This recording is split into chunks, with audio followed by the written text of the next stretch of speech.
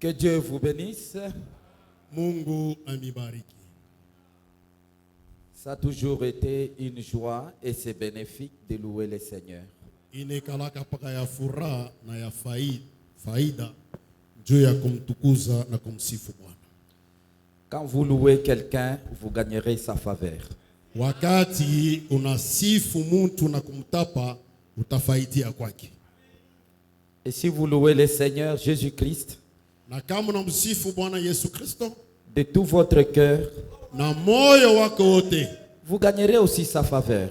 utafaidia tena naye kwake. Je m'excuse pour ce retard. Naomba toba muniremu njoo kuchelewa huku. C'est compliqué pour sortir de Kipushi. Njoo kutoka mkipushi ni mvuruko zaidi. Il n'y a pas de bus. Hakuna gari. Et puis des barrières presque partout. Na kisha mabariere njia yote mzima. Nous ne sommes même pas arrivés au niveau de péage de Lubumbashi ici. Atukufika hata ngambo ya péage ya Lubumbashi. On nous a dit de dévier. Nous sommes allés vers Golf. Tunakunja mabarabara tunaingia Golf. Pour sortir quelque part ici. Njoo kutokea fazi moja hii ngambo. Puis on est allé à Matipisha. Kisha tunafikia pa Machipisha. Et c'est vraiment difficile. Je ne sais pas comment on va rentrer. Ni magumu zaidi, sijui namna gani tarudia. Parce que jusque-là, le président lui-même n'est même pas. Apparemment, c'est comme s'il n'est même pas encore prêt pour aller à Kipushi. Kwa sababu tokea hata hapa sasa rais mwenyewe anaonekana kwamba hajakuwa tayari kwenda pale Kipushi. Mais pour sa sécurité, c'est tout un mécanisme qui est établi. Lakini njoo ulinzi wake tu ni vitu vyenye kutayarishwa vizuri. Et cela perturbe un peu la circulation et le programme des autres activités humaines. Na inavurusha kwa mvuruko programu ya vitu bingine. C'est ainsi que je suis arrivé en retard. Njoo hivi mnaniona mimi nachelewa. Vous allez me pardonner. Mutanirehemu. J'ai tout fait à Kipushi. Nilifanya yote wezekana ku Kipushi. J'ai prêché juste quelques minutes. Nilihubiri karibu dakika 34. Comme on devait aussi consacrer le mariage de la petite sœur de frère Élisée.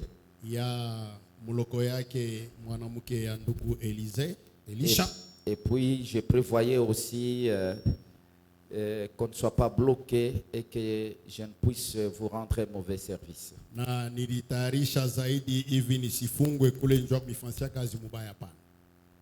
Amen. Amen. Je vous dois tous mes respects et tous les honneurs possibles. Et ce ne serait pas bien de vous rassembler ici et puis le prédicateur n'arrive pas.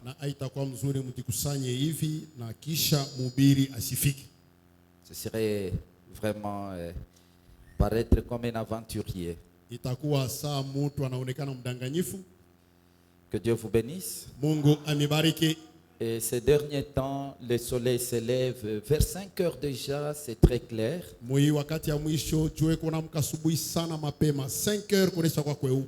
Et s'il n'y a pas de nuages, il fait très chaud comme vous le remarquez. Heureusement que vous avez une bonne église qui est bien aérée. Mais les gens se vantent quand même. Vous allez patienter quelques minutes seulement. Je ne vais pas beaucoup parler. Je pense que le Seigneur va m'aider. Qu'on ne parle pas beaucoup. Pourtant, c'est le seul jour où on a assez de temps.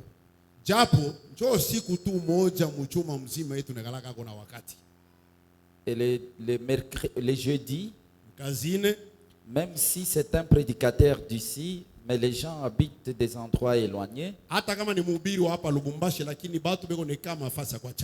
il faut laisser les gens rentrer vite. Ok, que Dieu vous bénisse. Mungu amibariki. Nous allons prier le Seigneur. Tutamomba Bwana. Notre Père céleste, grand Dieu tout-puissant, qui sied dans une lumière inaccessible et en qui il n'y a aucun nombre de variations. Tu es au-dessus de tout ce qu'on peut appeler Dieu et tu es fort digne de louange, d'adoration. Nul n'est comme toi parce que tout a été créé par toi et tout subsiste par toi. Seigneur, nous avons aussi reçu la grâce d'être comptés parmi les vivants qui sont sur la terre. Et en plus de cela, nous avons eu ce privilège de nous rassembler ici autour de ta parole pour t'adorer, te louer et t'exprimer ce que tu représentes pour nous dans nos cœurs. Ainsi, agrée-nous, ne rejette pas un seul parmi nous, parce que nous sommes venus tels que nous sommes. Quoi que ce soit que nous ayons fait de contraire à ta parole, pardonne-nous et que ta grâce puisse abonder sur nous. Seigneur, nous avons parfois des difficultés dans notre vie chrétienne et nous n'arrivons pas parfaitement à atteindre ce que nous poursuivons et parfois nous nous retrouvons dans les traditions simplement. C'est pourquoi, ô Dieu, nous te prions de nous apprendre quelque chose pour nous permettre d'atteindre le but pour lequel nous sommes venus ici. Seigneur Dieu, sois avec nous, soutiens-nous, Père, guide-nous tout au long de notre réunion. Nous venons de te louer, Père, et maintenant, nous t'accordons ce temps pour que tu puisses nous parler à nos âmes, afin que chacun puisse trouver quelque chose qui pourra l'aider dans sa marche spirituelle. Et même physiquement, c'est toujours toi qui nous as toujours soutenus et qui nous as toujours aidés. Comme le disait Paul en son temps, qu'as-tu que tu n'aies reçu? Seigneur, tout nous le recevons de toi. Même les capacités ou les qualités, les talents que nous avons, la santé, Seigneur, tout nous vient de toi simplement par ta grâce. Et nous n'avons pas à nous vanter. Dans Marc chapitre 10, katika injili ya Marko sura 10, à partir du verset 17, tokea shairi ya 17, comme Jésus se mettait en chemin, un homme accourut et se jetant à genoux devant lui, hata alipokuwa akitoka kwenda njiani, mtu mmoja akakuja mbio, akapiga magoti mbele yake. Bon maître, lui demanda-t-il, que dois-je faire pour hériter la vie éternelle? Akamuuliza, mwalimu mwema, nifanye nini hivi nipate kurithi uzima wa milele?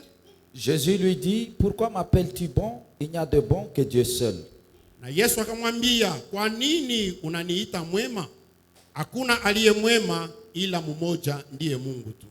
Tu connais les commandements. Unajua amri? Tu ne commettras point d'adultère, tu ne tueras point, tu ne déroberas point, tu ne diras point de faux témoignages, tu ne feras tort à personne, honore ton père et ta mère. Usiue, usizini, usiibe, usishuhudie uongo, usidanganye, uheshimu baba yako na mama yako. Il lui répondit, maître, j'ai observé toutes ces choses de ma jeunesse. Akamwambia, mwalimu, nimetii maneno haya yote tangu utoto wangu. Jésus l'ayant regardé l'aimant et lui dit, Yesu akamtazama, akamupenda na kumwambia, il te manque une chose. Va, vends tout ce que tu as, donne-le aux pauvres et tu auras un trésor dans le ciel. Puis viens et suis-moi. Umepungukiwa na neno moja. Kwenda zako, ukauze vitu ulivyo navyo, uwape masikini, nawe utakuwa na hazina mbinguni. Na kuja, chukua msalaba na unifuate. Mais affligé de cette parole, cet homme s'en alla tout triste, car il avait de grands biens. Lakini alikuja uso kwa neno hili, akakwenda zake kwa huzuni, kwa sababu alikuwa na mali nyingi. Jésus, regardant autour de lui, dit à ses disciples qu'il sera difficile à ceux qui ont des richesses d'entrer dans le royaume de Dieu. Yesu akatazama pande zote, akawaambia wanafunzi wake kwa matata gani mwenye mali ataingia katika ufalme wa mbingu. Les disciples furent étonnés de ce que Jésus parlait ainsi. Et reprenant, il leur dit, mes enfants, qu'il est difficile à ceux qui se confient dans les richesses d'entrer dans le royaume des dieux. Wanafunzi wakashangaa kwa maneno haya, lakini Yesu akajibu tena akawaambia, watoto, ugumu gani kwao waliotegemea mali kuingia katika ufalme wa Mungu? Il est plus facile à un chameau de passer par le trou d'une aiguille qu'à un riche d'entrer dans le royaume des dieux. Na ni neno jepesi sana kwa ngamia kupita katika tundu ya shindano kuliko tajiri kuingia katika ufalme wa Mungu. Les disciples furent encore plus étonnés et ils se dirent les uns aux autres, et qui peut être sauvé?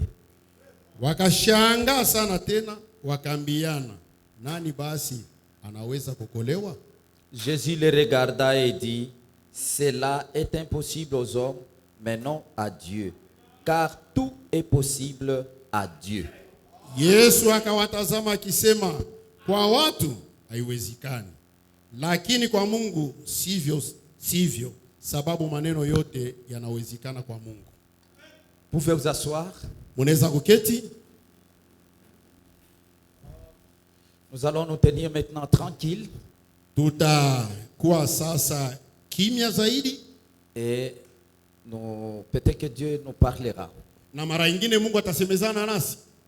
Peut-être que Dieu parlera à ton cœur. Mara nyingine Mungu atasema na moyo wako.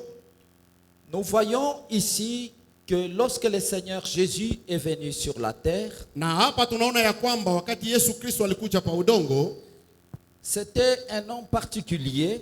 Alikuwa tu ni mtu wa kipekee. Il y avait comme une sorte de contraste. Kulikuwa saa upinzani entre ce qu'il était réellement et son apparence sur la terre. Katikati ya kila alikuwa kweli kweli na kuonekana kwa umbo wake pa udongo.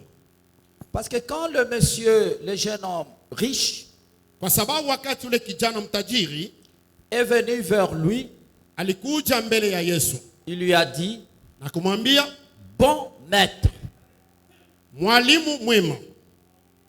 Jésus lui dit, il n'y a de bon que Dieu seul. Yesu akamjibu, kama kuna mtu mwema ni Mungu peke yake. Alors toi, pourquoi m'appelles-tu bon? Sasa wewe kwa nini unaniita mwema?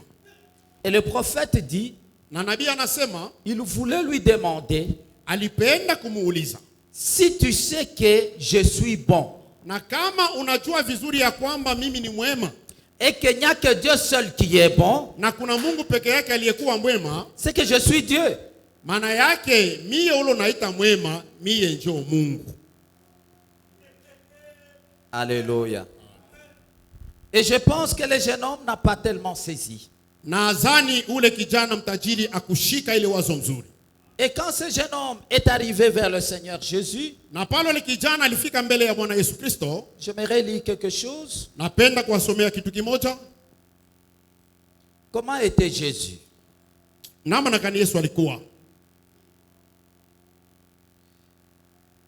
Paragraphe 14, dans les investissements, paragraphe de 1964. Aya 14 mu mahubiri kutumikisha mali. Prêché samedi le 14 mars 1964. Yenye kubiri mposho siku ya 14 mwezi wa 3 mwaka 1964. C'est la troisième partie et la quatrième partie du 14e paragraphe. Ni sehemu ya 3 na ya 4 ya paragrafu ya 4. L'occasion lui était donc donnée. Bati ilipewa naye pale.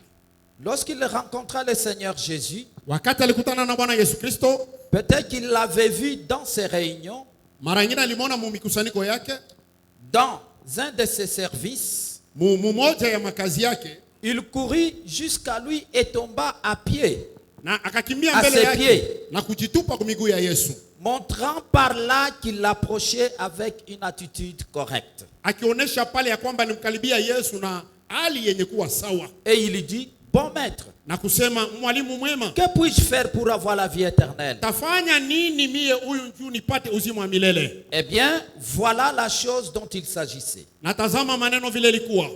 Il ne s'agissait pas de son argent. Haikuwa mambo ya fedha. Il ne s'agissait pas de dire, puis-je adhérer à votre église, monsieur? Haikuwa maneno ya kusema nikuwe memba wa kanisa yako bwana. Ou puis-je devenir membre de votre organisation? Au nikuwe memba wa matengenezo yako. Mais, que dois-je faire pour avoir la vie éternelle? Lakini njoo ya mimi kupata uzima wa milele nifanye nini? C'était ça la question. Njoo ilikuwa ulizo ile. L'occasion lui était donnée de la recevoir. Bahati ilipewa kwake njoo kuipokea.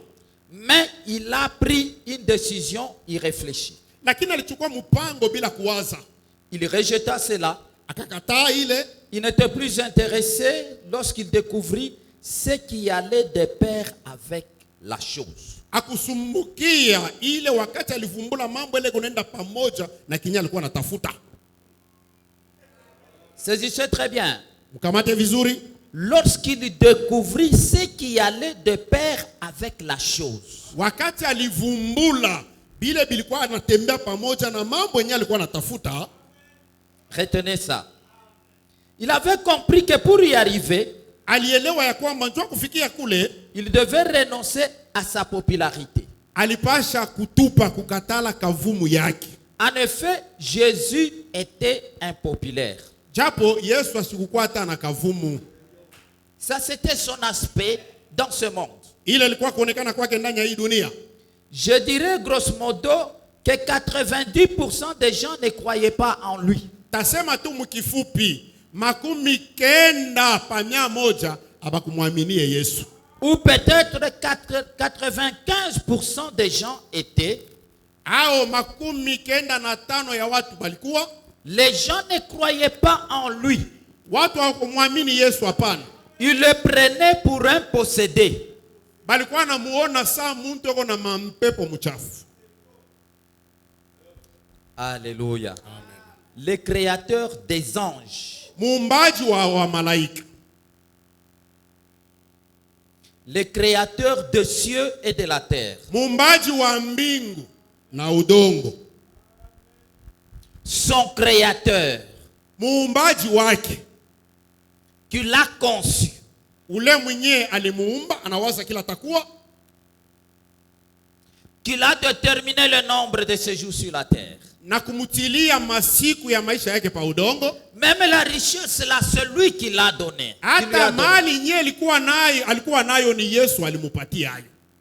Mais son apparence sur la terre. Lakini kuonekana kwa Yesu mwenye pa udongo. Les gens ne croyaient pas en lui. Batu abakumwaminie.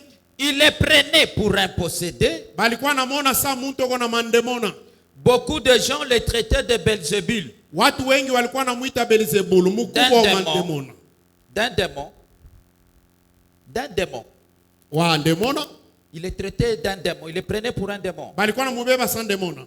Et pourtant, les Écritures l'identifiaient parfaitement. Ijapo mandiko ilikuwa namutambulisha. Il les a renvoyés aux Écritures en disant, sondez les Écritures. Anebarudisha mu mandiko na kubambia mwichunguze ile mandiko. Car en elle vous croyez avoir la vie éternelle. Kwa sababu ndani ya ile mandiko mnaaminia kupata uzima wa milele. Et ce sont elles qui rendent témoignage de moi. Na ni ile mandiko njoo kuna taya kile niko. Ou qui disent qui je suis. Ao iko nasema mie huyu Yesu niko nani? Alléluia. Amen. Et ce jeune homme est arrivé. Na ule kijana anafika. On lui a dit ce qu'il fallait faire. Bana muonesha kia kufanya pale. Il a rejeté cela. Anakatala kile bali muonesha. J'ai toujours aimé ça. Nikalaka mwenye kupenda hii zaidi.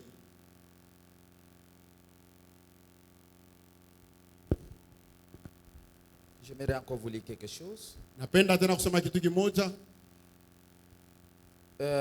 En fait, mon sujet, ce sont les investissements. Ijapo kishina maneno yangu ni kutumikisha mali.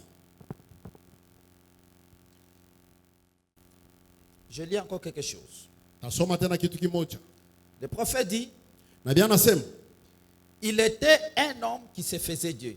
Les investissements de 1962. kutumikisha mali ya mwaka 62 Le 24 novembre 1962. ya siku 24 mwezi wa 11 mwaka 62. Il était un homme qui se faisait Dieu. Alikuwa mtu akijifanya Mungu. Ça c'est ce que il disait. Kile ni kile bale bantu balikuwa nasema. Toi tu es un homme. Wewe shuko mtu. Nous connaissons ton père, nous connaissons ta mère. Tunajua baba yako, tunajua mama yako. Tes frères sont parmi nous. Bandugu yako si tunekalaka nabo. Tu te fais Dieu. Sasa unaanza kujifanya Mungu. Il était Belzébul. Alikuwa Belzebul. Il était un fou. Alikuwa mwenda bazimu. Il n'avait pas de référence. Akukwenda kwa kumulamika kumutambulisha utasema iko nani? Il est venu au monde d'une manière illégitime. Alikuwa pa dunia mwenye kuzalikwa mudunia munamna ya kiharamu.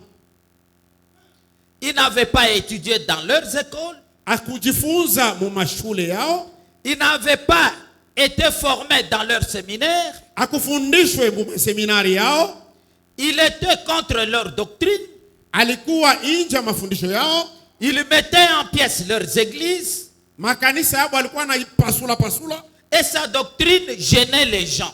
Na mafundisho yake ilikuwa nazuru watu. C'est ce qu'on prétendait à son sujet. On le taxait de Belzébul. On disait qu'il séduisait les gens par sa doctrine. Eh bien, c'est ce qu'on lui avait inculpé. Inculqué, les jeunes hommes. Ce qu'on lui avait inculqué. Alléluia. Amina. Je prêche les investissements. Alors ce jeune homme, quand il est venu vers Jésus, non seulement on lui a dit de renoncer à ses biens matériels, mais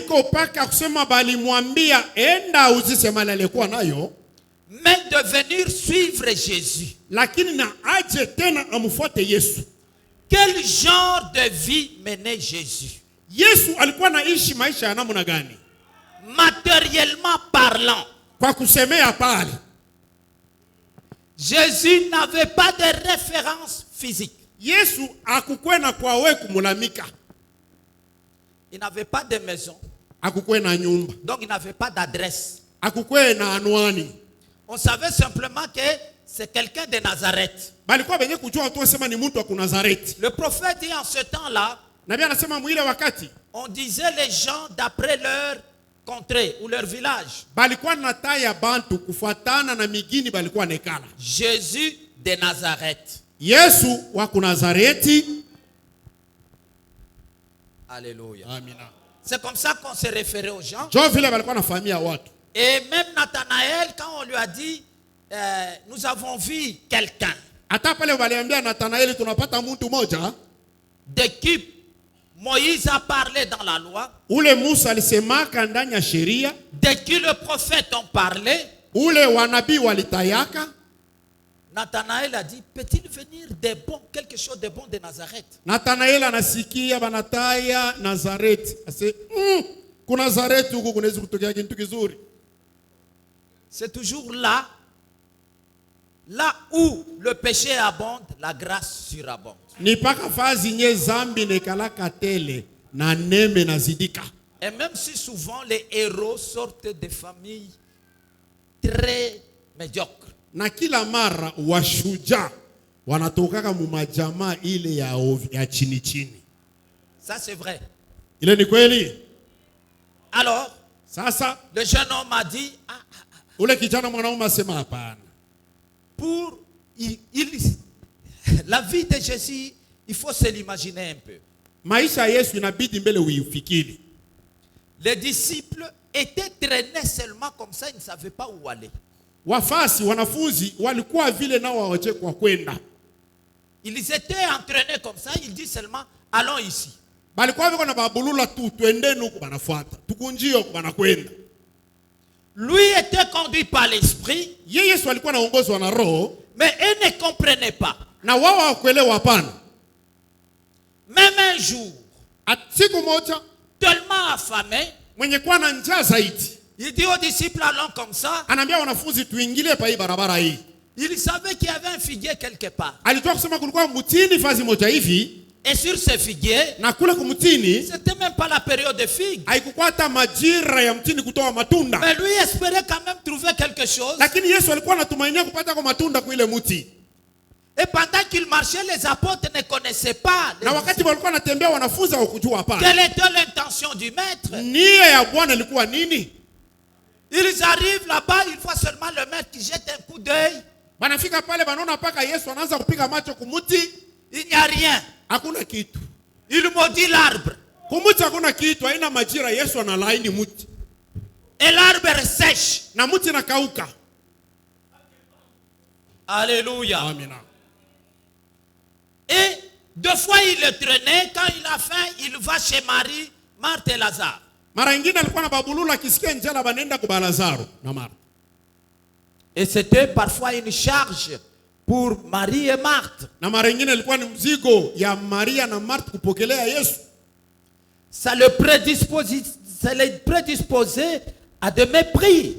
Ilikuwa anabatia kukazarau. Non, Jésus. Yesu ilikuwa anamtia kukazarau. Parce que quand il avait faim, c'est là qu'il allait. Kwa sababu akisikia njaa ni kwenda pa kwa Lazaro.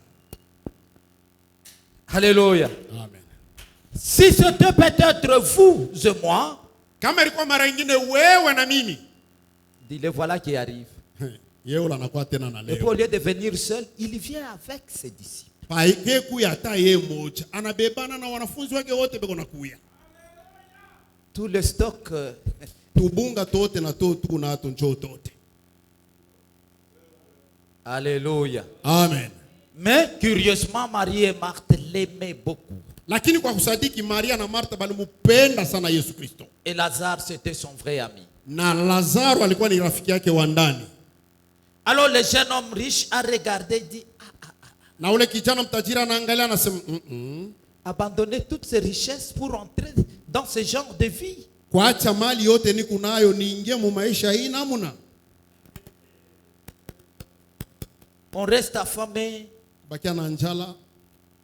Et pourtant la possibilité de multiplier les pains. Wakati ile alikuwa na uwezekanayo ya kuweza kuzidisha mikate. Et le prophète dit, Na nabii anasema c'est un homme particulier. alikuwa mtu wa upekee. Il n'a jamais utilisé ses pouvoirs pour lui-même. Yesu asitatumikiaka uwezo wake juu yake mwenyewe hapana. Il a enduré la faim. Alikuwa anavumilia njala, Il a enduré la misère. alikuwa anavumilia mateso, Il a enduré de rester, de vivre avec un seul habit. alikuwa anavumilia kuishi na kubaki na nkanjo na nguo tu moja. Et quand le jeune homme riche, Na wakati ule kijana mtajiri on lui a dit, banamwambia va, kwenda, laisse tout ça, acha vyote bile, donne aux pauvres, patia vyo ba maskini, viens et suis-moi. kuja sasa na unifuate. Ah yes, c'était difficile. Ilikuwa magumu zaidi. Il a incliné sa tête, Anainamisha kichwa yake, il a réfléchi un peu, anawazako, il a regardé. anamwangalia. Ah, bon, cette histoire de vie éternelle, on laisse de côté. Binye bya uzima milele mine byacha lwangu. Alléluia. Amen. Amen. Quand il a vu ce qui va de pair, Wakati aliona bya kufanya juu ya uzima milele ule alikuwa anatafuta. alors c'est ainsi qu'aujourd'hui, Jo hivi leo j'ai pensé parler en deux volets. niliwazia kusema mu vipande viwili. Dans le domaine matériel, physique, Mu ngambo ya kimwili ya mali et dans le domaine spirituel. na ngambo ya kiroho. Que signifie investir? Parce que le prophète nous a parlé des investissements. Kutumikishia mali Branham anatuonesha, Et comme je l'ai toujours dit, na vile mimi nasema kapaka, quand Dieu est descendu, et chaque fois qu'il descend, il utilise les langages humains. na Les Mungu langues humaines. kila mara kishuka na kuonekana mbele ya watu anatumikiaka misemo ya watu hii. Quand il est venu pour la première fois, Pala alikujaka mara ya kwanza, il a parlé l'araméen. alisema msemo wa Kiarmea, ce qu'on utilisait comme langue en Israël. ile balikuwa anatumia kama lugha kwa Israeli, Et il parlait le langage commun. na alikuwa anasema misemo tu ya bantu bote hapa. Pas de termes compliqués. Hakukuwa na misemo ya mvuruko, hapana. Or, le prophète dit, Ichapo nabii anasema Jésus était un grand philosophe aussi. Yesu alikuwa mfilosofia mkubwa zaidi. C'est le philosophe des philosophes. Ni mfilosofia wa filosofia. Il était un grand maître. Alikuwa mwalimu mkubwa zaidi. Alléluia. Mais néanmoins, Lakini hata vile il est venu avec un but alikuwa na shabaha fulani. pour que son message passe, Juu ya ujumbe wake upate kupita, que les gens comprennent. watu wapate kuelewa. Il parlait le langage commun Alikuwa anasema msemo tu ya chini chini hii. que tout le monde utilise. Ile batu bote balikuwa anasema. Et quand il est venu en ce temps de la fin, Na wakati anafika mwi wakati ya mwisho, en utilisant William Branham, akimtumia William Branham, il a utilisé l'anglais. alitumia msemo wa Kiingereza. Et pas l'anglais classique, Na haiko Kiingereza cha kujifunza kwa masomo, l'anglais de Kentucky. ile Kiingereza cha Kentucky, Très simple. cha chini chini tu. Alléluia. Amina. Et parfois, Na mara nyingine quand il prenait des mots pour intituler ses prédications, wakati alikuwa anatumia msemo njoo kusema mahubiri yake, il regardait dans le dictionnaire ce que signifient ces mots-là. alikuwa anaangalia ndani ya kamusi njoo kuona maana ya ile msemo. C'est comme quand il a pris le mot absolu Wakati alichukua msemo egemeo et qu'il a prêché une prédication, l'absolu, un absolu, na kuhubiri mahubiri egemeo, il est allé dans le dictionnaire alienda mkamusi. et il a regardé ce que signifie absolu Wakati anaangalia mkamusi anaona maana ya egemeo. pour que les gens comprennent. Juu ya bantu basikie, Et il a pris ce sujet, na anachukua ile kishina maneno les investissements. namna kutumikisha mali. Évidemment, investir, Japo kutilia wa ça mali vient ndani ya du mot kazi. investir. Hii msemo Ça vient du mot investir. inatokea kumsemo kutumikisha mali. Ah, le Swahili parle très bien. Swahili kuna sema mzuri zaidi. Investir a plusieurs sens. Kutia mali mukazi iko na maana ya mingi. Chez le français, ça Ouais. peut avoir plusieurs autres sens. Kwa Francais inaweza kuwa na maana ingine ya mingi.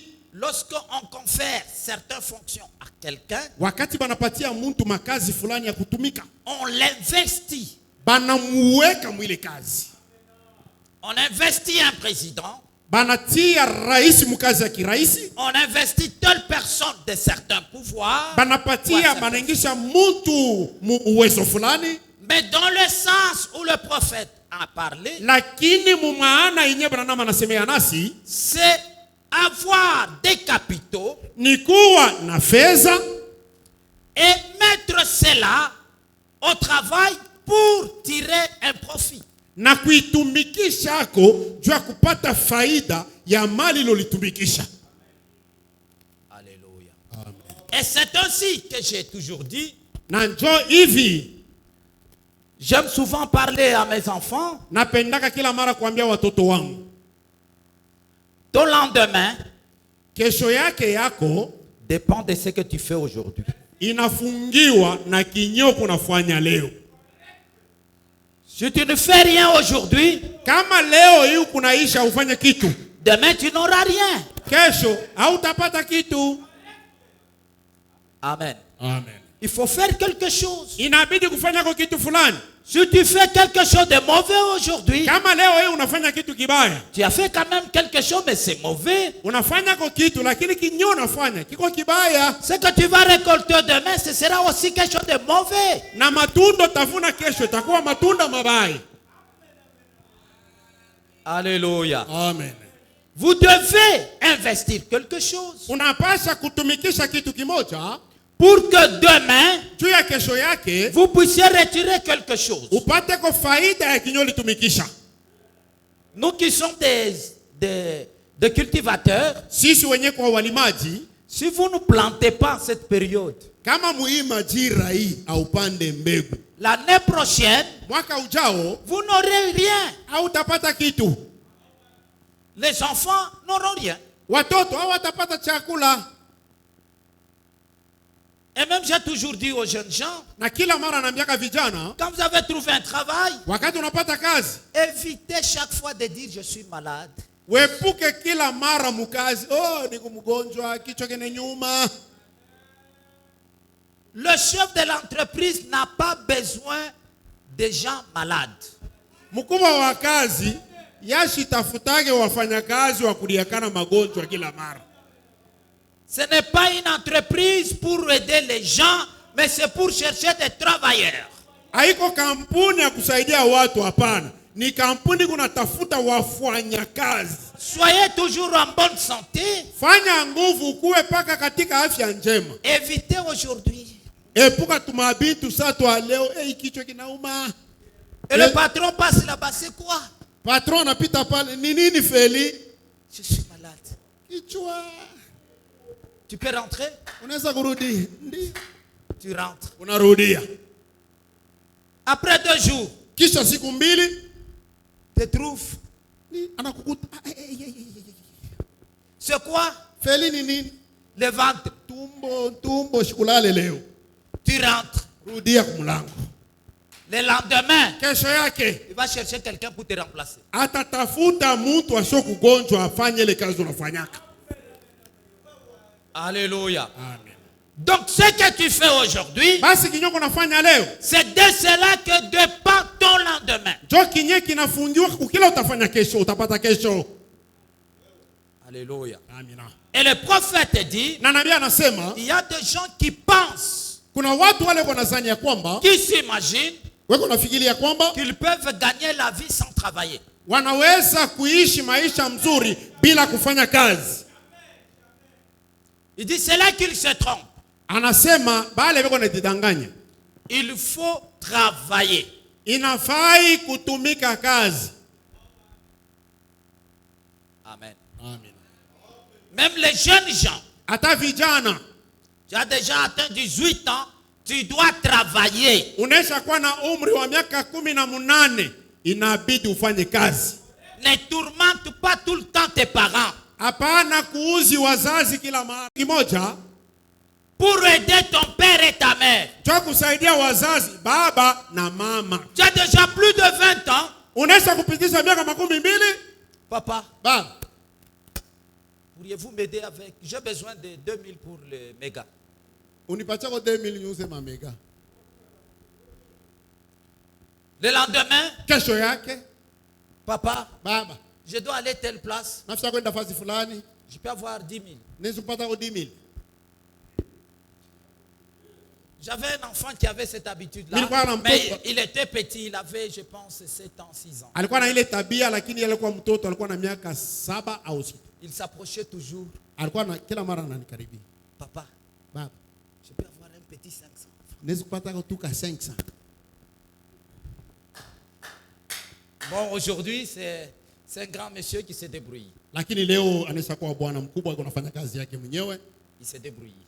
yuko anajitafutisha Il vient de terminer ses études et il se débrouille. pour na devenir- anatokea kumaliza masomo yake na anaanza kujipikanisha yeye mwenyewe. Alléluia. Amen. Travaillez. Tumikeni. Si vous ne travaillez pas, Kama utumike, Billy Paul dit Billy Paul anasema, que son père lui disait. baba yake alikuwa anamwambia, Il dit, Billy Paul, Billy Paul, si tu veux devenir un clochard, kama unapenda kuwa shege, ne travaille pas un seul jour dans ta vie. usitumike hata siku moja ndani ya maisha yako. Travaillez. Tumika. Salomon dit, tout travail procure la richesse. Solomon anasema kazi yote inaripaka. N'ayez pas honte de votre travail. Hapana kusikia haya ya kazi kunafanya. Tout dernièrement ici, j'étais étonné. Bon, évidemment, ça m'a appris. Mwisho hapa mimi nilishangazwa na ilinifundisha kwa Je kitu pense le kimoja. mois passé, Nadhani mwezi uliopita j'allais à Kilobelobe, il y avait un deuil dans la famille. miraanza kwenda mkilobelobe, kulikuwa kilio ndani ya jamaa. Et nous sommes montés dans un bus. Tunapanda ndani ya gari. Et l'homme, le receveur, a reçu l'argent de quelqu'un, mais n'a pas vérifié si c'était un bon billet. Karipisha alibeba fedha ya mtu mmoja lakini asikuangarishisha kama ilikuwa fedha ya mzuri. Et il n'a pas retenu qui a donné. Na akujue ni nani mwenye alipeleka ile fedha. Et lui aussi voulait échanger, remettre à quelqu'un. Naye karipisha na bebe ile fedha anafia kurudishia mtu mwingine. Celui-là refuse. Ule barishia kurudishia na katana. Et il dit, mais j'ai reçu ça de quelqu'un ici. Anasema na mimi si bana nilipa yomu. Un garçon qui était là commence à rire. Kijana mmoja alikuwa pembeni pala akaanza kucheka. Et lui il s'est crié et il a dit, Na yeye analalamika anasema, mimi nafanya kazi yangu wewe unacheka. moi j'ai fait mon travail, toi tu ris. Naweza kuwa. Je peux te tuer. Hein? Mais ce qui m'a étonné, Lakini ile nishangaza, il aimait son travail. alikuwa anafanya kazi yake mwenye kuipenda. Et il dit, Na anasema, j'ai des enfants que je nourris dans ce travail. hii Et une kazi femme. niko na batoto bale niko nalisha kwa hii kazi. Alors moi j'ai fait mon travail, toi tu ris. Na sasa mimi kunafanya kazi yangu wewe unacheka. Alléluia. Amen. Tout travail procure la richesse. Kila kazi nekalaka nalipa. Même si ça ne vous procure pas de grandes richesses, Hata mais kama ça vous ikulete mali permettra quand mengi. même de travailler, de vivre. Lakini takupatia kwa namna kuishi. Et ne méprisez pas votre travail. Na hapana kudharau kazi kunafanya. William Branham disait Branham alikuwa anasema que Dieu m'a donné un bon travail, Mungu alinipatia kazi mzuri zaidi, la chasse. kuwinda nyama. Ce n'était pas facile, Haikuwa yepesi, mais c'était un bon travail pour lui. lakini ilikuwa kazi mwema kwake yeye. Et les gens lui disaient tout le temps, Na watu kila mara walikuwa wanamwambia, Bill, Bill, en revenant, pale utarudia mkuwinda. amène-moi tel gibier, Unileteko kanyama fulani. amène-moi tel gibier. Unileteko nyama fulani. Et il dit, j'entrais en brousse, j'ai tiré, je l'ai ramené. Na eko nasema mitengia mpori na winda na uwa nyama na waletea. Mais Dieu lui dit, ne fais plus ça. Lakini Mungu akamwambia Branham usifanye tena vile. Ils ont de l'argent pour s'acheter la viande de bœuf et autres. Bale beko na kulomba bauye nyama, beko na fedha ya kuuza nyama ya nguruwe, ya ngombe na kadhalika. Je te donne ça pour toi. Hii niko nakupatia ni yako wewe. Alléluia. Amen. Et il aimait son travail. Na alipendaka kazi yake. Mais ne l'a pas méprisé parce qu'il avait ce travail-là. Meda sikudharau bwana yake kwa sababu bwana yake alikuwa anafanya ile kazi. Il y a des femmes qui découragent leur mari. Kuna wanawake wako na regeza waume wao. Son mari est cordonnier ou cireur. Bwana yake ni mshonaji wa viatu, cordonnier au cirer, kupakaliana siraji ku viatu. Il gagne quelque chose. Eko napata ako kidogo. Et quand il ramène ça, Na kama narudia nayo kunyumba, et tu dis c'est ça l'argent. njoo makuta kani. Même si c'est 100 000, il dit qu'elle est 100 000 il est à chercher. Kale.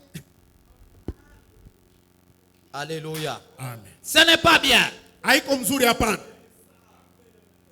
Je suis en train d'essayer de contourner pour vous parler de Niko l'investissement. nenda ngambo na ngambo hivi nipate kusemezana nanyi. Alléluia. Amen. Investir, Kutumikisha mali c'est mettre un capital. ni kubeba fedha, Et ce capital n'est pas nécessairement toujours l'argent. na ile mali tuseme haikalake zaidi paka fedha. Non. Hapana. Se mettre quelque chose en activité Ni kutumikisha kitu kimoja pour que cela vous produise quelque chose. juu ya kile unaanza kutumikisha kikuzalie eko kingine. Un bon investisseur, Na mtumikishaji mali wa mzuri, avant d'investir, on doit connaître ce qu'on poursuit. mbele ya kutumikisha kitu unapasha mbele kujua kinyoko unatafuta ni kitu gani. Un investisseur, c'est celui qui a un objectif. Mwenyeko anatumikisha mali anapasha kuwa na shaba fulani. Réveillez un peu ceux qui dorment. La musheni bale wanalala. Sauf les enfants. Kwacha ko tu batoto kidogo. Je sais, il fait chaud, je vais vous libérer vite. Najua kusema kuna joto ya juu zaidi mitemea haraka haraka. Alléluia. Amen. Pour investir, Jua kutumikisha mali vous devez avoir un objectif. unapasha kuwa na kifukizio. Cet objectif, Ile kifukizio ça peut être une condition de vie. Inaweza kuwa ni hali moja ya maisha. Ça peut être je ne sais pas quoi. Inaweza kuja aizuru kitu gani? Que vous voulez atteindre. Kile unafia kupata. Et en ce moment-là, na mwile wakati, lorsque vous avez conçu l'objectif, wakati unatunga shaba fulani, c'est alors que l'exigence est que vous puissiez investir. Jo pale lazimisho yenye taombewa nawe ni utumikishe mali. Voir qu'est-ce que vous avez, kuona kinyao kunacho, que vous pouvez mettre en action, na kile unaweza kutumikisha dans quelle affaire, mukazi fulani, pour que vous puissiez atteindre l'objectif. Tu yawe kufikizia kushaba ile wewe kunaona. Alléluia. Amen. C'est comme par exemple, ni hivi kwa mfano, un parent, muzazi. Vous savez, à partir de 65 ans au Congo, munajua tokea umri wa miaka 65 hapa petu Kongo, on passe au 3e âge. Tukunaingia muumri ya 3. C'est-à-dire, on devient vieux. Ni kusema unazeka. Même si tu prends le super black, tu mets aux cheveux, mais néanmoins, tu es déjà vieux. Ataka munabeba yombo mweusi unapakala muivu, uko paka muzee. Même si tu mets les pantalons jusque là ou là-bas comme les jeunes gens, ataka mukaba suruali mukitofu au nashusha chini ya kivuno sa vijana wa leo, tu es déjà vieux. Unesha paka kuzeka. C'est là, quand tu fais ça, cela va montrer simplement qu'il y a une déficience mentale.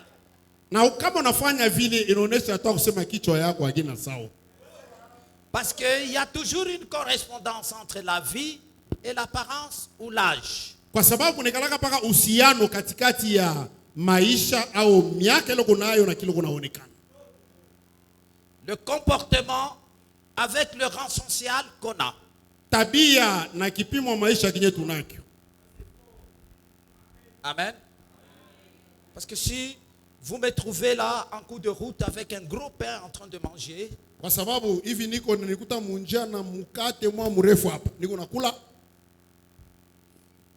vous allez dire il y a quelque chose qui ne va pas. utasema pastori Mutombo bintu abiendeke tena. N'est-ce pas vrai? Haiko kweli? Pourquoi? Juu ya nini? À cause du rang social. Kufatana na kipimo ya maisha. Je suis serviteur de Dieu, je dois avoir un comportement approprié. Mimi ni mtumishi wa Mungu na tabia yangu inapasha kuambatana na ya mtumishi ya Mungu. Je suis un père de famille, je dois avoir un comportement. Niko baba wa jamaa na tabia yangu inapasha kuonesha bubaba wa jamaa. Amen. Amen. C'est comme un monsieur avec qui on a vécu. Iko sawa bwana mwa tulishi naye. Vous voyez, à Kin, il y a des endroits. La crise de Kinshasa date des années 70. Mateso ya Kinshasa ilianza mu miaka 17. Alors, parfois même de vieux, de grandes personnes, Na mara nyingine bantu bakubwa ils cherchent des rues où il n'y a pas de lumière. beko na tafuta mabarabara paka ile ya ngiza. Pas pour rien. Haina bure hapana. Il n'a pas laissé assez d'argent à la maison. Asikuache fedha yenye kueneana kunyumba. Il est très affamé. Na njale nesha kumupita. Il achète un gros pain, on appelait le gros cercueil. Na mukate munene hivi de Covadis. ya Covadis beko naita se sanduku munene. Il achète ça. Anabeba ole mukate. En route dans les rues. Munjia mweushi mule ndio bashimuone. En train de manger. Beko na mupepeta. Et ce jour-là, curieusement, Na ile siku kwa kusadiki, il sort du coin comme ça. anakunja kona tu hivi. Sa femme. Mke wake anakutana naye. Il ne sait pas quoi dire. Baba anashinda cha kusema. Les Baswahili, ils sont terribles. Hein? Baswahili beko hatari. Les gens de Maniema. Bantu wa Manyema. Sort seulement comme ça. Anatokea peke na mkate yake. La femme dit, bois Delphin. Bibi asema bwana Delphin. Et lui crie. Naye analalamika. Nikati yeko. Alléluia. Amen. Tout ça pourquoi? Yote yale ni juu ya nini? Il n'y a pas une correspondance de vie Hakuna entre son mapatanisho statut social ya kile eko et son comportement dans la rue. na tabia yake mule munjia. Alors, je disais ceci. Na mimi nasema hivi. Donc, quand on atteint un certain âge, Wakati unafika umri fulani ya miaka, on devient vieux. unazeka. L'État doit vous retraiter. Serikali anapasha kukuikarisha na kupatia pension. Même si tu dis j'ai encore la force de travailler, tu dois aller en pension, sauf au Congo. Hata kama unaambia serikali sasa kuna nguvu ya kutumika, unapasha kwenda mpension. Kutosha kutui Kongo yetu. Vous trouvez des gens de 70 ans, 80 ans en train de travailler. Unakuta mtu wa miaka 17 eko paka anatumika. Non, ce n'est pas correct. Lakini haiko vile hapana.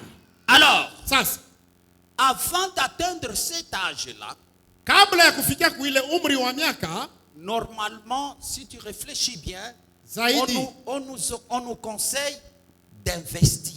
ukifikiri mzuri, beko natupatia shauri ya kutumikisha ako mali. Pendant que vous êtes encore jeune, Wakati ile uingaliki kijana na nguvu, investissez pour le jour où tu ne sauras plus travailler. tumikisha mali juu ya ile masiku utakuwa una tena na nguvu ya kutumika. Même si tu as étudié, tu ne peux plus écrire et on te prend au travail. Hata kama ulijifunza hakuna namna kuandika, banakubebe kukazi. Non, tu es déjà retraité. Hapana, unesha kuzeka. Alors il faut investir Sasa inabidi kutumikisha mali pour le vieux jour.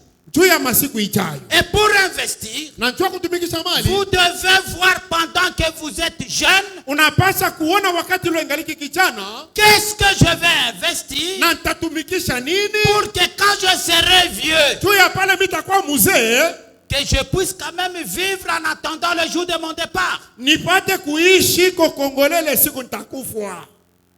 N'est-ce pas vrai? Haiko kweli?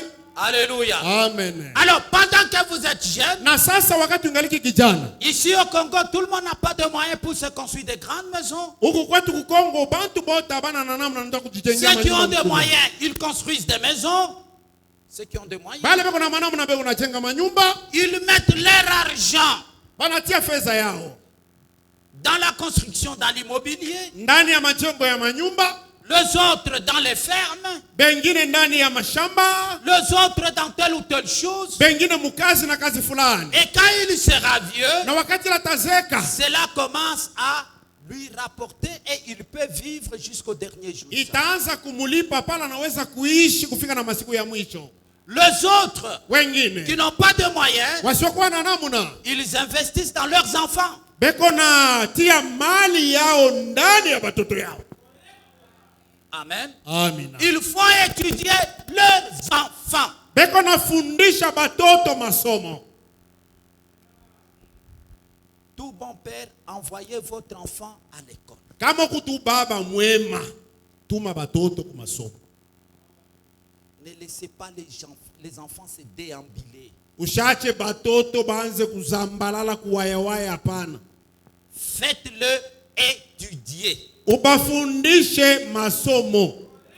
Même Frère Branham est pour cela. Hata ndugu Branham anaitika ile maneno nasema. Il ne faut pas laisser des enfants en désordre. Hapana kuacha batoto mufujo. Supporter, travailler. Vous n'avez pas assez de moyens. Faites tout qu'ils étudient. Même à l'école la moins chère. Fanya namna yako yote bafunde hata ku masomo ya kuripa 10,000 francs. Tous ceux qui travaillent, qui sont des grands hommes dans le gouvernement, dans les entreprises, ne viennent pas toujours comment on appelle ça? Âge d'or. Aba bote bako natumika maserikali benye kuwa bakubwa, muserikali benye kuwa na mali. Bote bakutoke pa kwa ajdora, hapana. Il faut payer $100, même un enfant qui est au maternel. Bengine kulipa $100 wa ku maternelle tu juu ya mimbo. 5 enfants, $500 par mois. Batoto tano, $500. C'est bien si vous en avez. Ni mzuri kama unayo, utailipa. Mais faites-le étudier là où tu es capable. Lakini fundisha batoto masomo, kumasomo hilo unaweza kubalipia. Le peu que tu gagnes, tu investis. Kidogo ile unapata unaitumikisha. Parce que ces enfants-là, Kwa sababu wale watoto, ce que tu fais, kile unafanya, ça ne va pas dans le vide. akiende mumpepo hapana. Tu vas les récolter. Utavuna ile mbegu kunapanda. L'enfant saura. Mtoto atajua. Je me rappelle de William Branham. Namkumbuka William Branham. Alléluia. Amen. Sa mère investissait en. Mama yake alikuwa anatumikisha ndani yake. Avant la mort de sa mère, Mbele ya mama wa Branham kufariki, elle a dit, anamwambia Branham, il dit, Bill, Bill, merci beaucoup. aksanti sana. Tu as pris soin de moi. Ulinichunga sana. Je n'ai manqué de rien. Sikukosewa na kitu hata Que kimoja. Dieu te bénisse. Mungu akubariki sana. Bill dit, Bill akasema, c'est rien, maman. mama ni bure tu.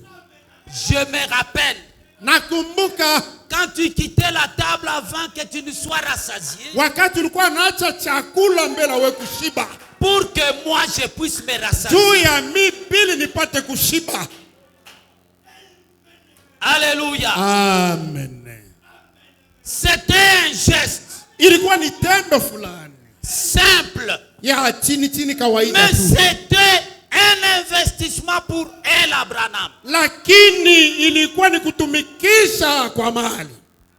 Alléluia. Amen. L'amour, Mapendo. tout ce qu'elle avait, Vyote bila alikuwa nacho. que moi je reste affamé, Nibakie na njala, mais que mon fils vive. lakini mtoto yangu ashibe apate kuishi. Et elle a semé cela. Na alipanda ile mbegu, À la vieillesse, elle a récolté. na kuuzee wake alivuna. Alléluia. Amen. Aimez vos enfants. Ependeni watoto wenu. C'est un investissement. Ni kutumikisha kwa mali. Quand l'enfant verra, Wakati l'enfant verra mtoto ataona ya kwamba que tu es resté avec une seule paire de chaussures. alibakia tu na mkulu mwa Que toi, wewe baba unabakia paka na mkulu mwa bilatu, mais l'argent que tu reçois, lakini fedha ile unapata tu lui achètes lui les habits, yeye unamuuzia mavazi, tu payes ses études, unalipa masomo yake, l'enfant voit. ule mtoto unaona. Alléluia. Amen. Et quand il sera Na grand, wakati atakomea il dira, atasemaka, si je trouve un bon boulot, nikipate tu kazi mzuri ya kunilipa mon père. baba yangu. Alléluia. Amen. C'est un investissement. Ni kutumikisha mali. Alléluia. Amen. Est-ce que les parents me suivent? Eti bazazi Mungu nanifuata, Ça vous fait fâcher? mnashirika. Alléluia. Amen. Ça, c'est de l'investissement. Ile ni kutumikisha na. Mais si vous voyez, j'ai entendu un frère, Nilisikia ndugu moja, un jeune frère, kijana ndugu, il m'accompagnait pendant que j'allais payer les études de mon enfant. alikuwa ananisindikiza wakati mimi nenda kulipa masomo ya mtoto yangu. J'arrive, je paye, Nafika mimi nalipa, je n'avais rien. sikuwa na kitu. Et Na il dit à mon enfant, anaambia mtoto yangu, il dit, petit, Peti, vous avez un bon père. uko na baba mzuri. Il dit, moi, mon père Asema mie baba yangu mie nous disait, alikuwa anatuambia, je ne peux pas dépenser mon argent pour vous. siwezi kutosha fedha yangu juu yenu hapa. Allez chercher aussi votre argent, ça c'est pour moi. Mwende mkatafute yenu makuta, hii ni yangu mie. Et le jeune homme Na ule kijana a cherché à s'étayer la vie dans la coiffure, en faisant alitafuta kupata kwa un petit maisha salon de coiffure, mais ça ne marchait toujours pas. mkazi akatana ta nywele lakini biendeki. Alléluia. Amen. Et le prophète dit, Na nabii anasema encore un investissement, kisha kutumikisha mali, encore un investissement. kutumikisha mali kwingine. Le prophète dit, Nabii anasema si vous voulez élever une famille dans l'avenir pour le royaume, kama unafia kulea jamaa mu masiku ijayo ndio ufalme, commencez à bien vous comporter maintenant. wanzie hapo kujongoza vizuri hapa sasa. Par expérience, Kwa onjo, le caractère que vous cultivez en vous, tabia inyoko unaonesha ndani yako, que vous développez en vous, ilo unapasha kuzidisha ndani yako, le caractère, le comportement que vous développez dans votre vie, tabia inyoko unazidisha ndani ya maisha yako, les enfants héritent cela. batoto beko na riti ile tabia ya we mzazi. Alléluia. Si vous développez mauvais caractère, Kama unazidisha tabia ya mubaya we mzazi, c'est un investissement ni kutumikisha mahali, et c'est là, na ile vous allez les récolter dans vos enfants. utaivuna ndani ya batoto yako. Alléluia. Amen. Vous n'aimez pas, vous les jeunes gens, Mwe vijana, vous ne respectez pas vos parents. amheshimu wazazi wenu. Vous ne les honorez pas. Amubaheshimu na kuwapatia adabu. Sache que tu vas récolter. Jua ya kwamba utavuna na wewe. Tu auras des enfants qui feront le double parce que c'est la loi de Dieu. Utapata batoto bo batafanya kilo ulifanyaka mara mbili. C'est la loi de Dieu. Ni sheria ya Mungu. Si tu sèmes un grain de maïs, tu vas récolter un. Ukipanda lumbegu lumoja na mwinji utapata mpaka lumoja. Non. Hapana. Ce que tu fais, Kinyongo unafanya c'est quelque chose que tu sèmes en toi. ni kitu kunapanda ndani yako. Vos enfants naissent avec cela. Amen. Na batoto yako bako nazalikwa nakyo. Alléluia. Amen. Tu es égoïste. Uko mtu wa kujipendelea paka wewe Tu peke yako. auras des enfants égoïstes même envers toi-même. Utakuwa na batoto na kumbele ya wewe baba yabo beko na kukataria vingine wanajipendelea bo wenyewe. Alléluia. Amen. Cultivez, investissez Tumikisha mali, de bonnes choses. tumikisha bitu bizuri Vous allez récolter de bonnes choses. na utavuna bitu bizuri. Je disais à Kipushi, Mimi kwa nasema kukipushi, je n'entre pas dans les vifs de mon sujet. siingia hata mkishina katika upana wa mafundisho yangu. Alléluia. Amina. Vous voulez récolter le respect? Kama unataka kuvuna heshima, Investissez le respect. tumikisha heshima. Sonde-toi. Ujichunguze. Voyez le peu de respect qu'il y a en toi. Na oneko heshima kanyene kuwa ndani yako. Plantez cela. Uipande. Investissez cela. Uipande, Dans uitumikishe. les cœurs Ndani ya mioyo des gens, ya watu. vous allez récolter. Utavuna heshima. Alléluia. Évidemment, Hakika il y a des gens kuna watu dans leur cœur, mumioyo yao même pas une petite trace de respect. amuna kwa hata kimvuri cha heshima. Dans leur nature, ils sont comme ça. Muhali yabo ndio vile banekalaka. Et il vous dit, Yako nakwambia, moi, ni heshimia ke mtu. mimi njoo heshima, heshima yake bantu. C'est bien. Ni mzuri au heshima yake bantu. C'est l'investissement. Ni uko natumikisha L'arrogance. kusema na kiburi. Le mépris des autres. Kuzarau wengine. Tu investis dans le genre. Uko natumikisha ni ndani ya watu. Et tu vas récolter. Na wewe utavuna. Alléluia. Amen. Et le prophète dit, Na nabii anasema, le mépris c'est un démon horrible. kazarau ni ndemona wa boka wa kongopea mbali sana. Parler à mal des autres, on parlera à mal de toi. Wewe shimanga bantu na wewe batakushimanga. Plantez, Panda, investissez. tumikisha. Alléluia. Amina. Vous allez récolter. Utavuna.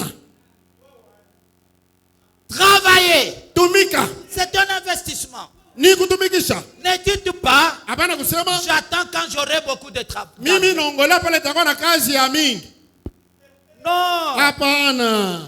Regarde ce que tu as. Angalia paka ile kidogo kunayo. Le prophète dit Nabii anasema dans Pourquoi crier parle? Mumahubiri njua nini kulalamika sema? Chaque homme qui vient sur la terre vient déjà avec tout son équipement.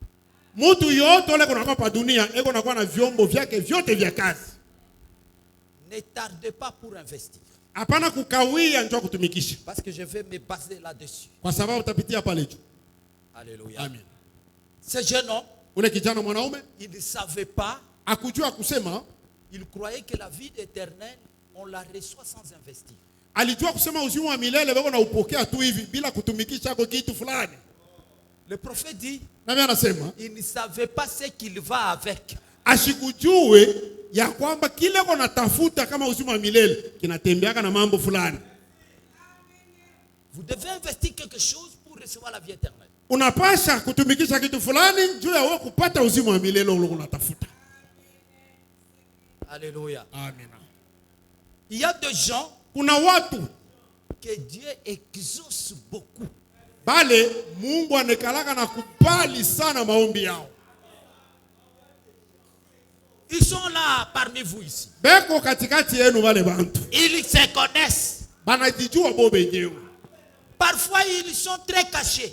Mara nyingine banekalaka benye kufuchama sana. Ils prient pour vous. Eko na kuombea, Vous avez les résultats et il ne dit rien. unapata matokeo ya bila alikwambia. Asita kwambia wako kitu. Alléluia. Amina.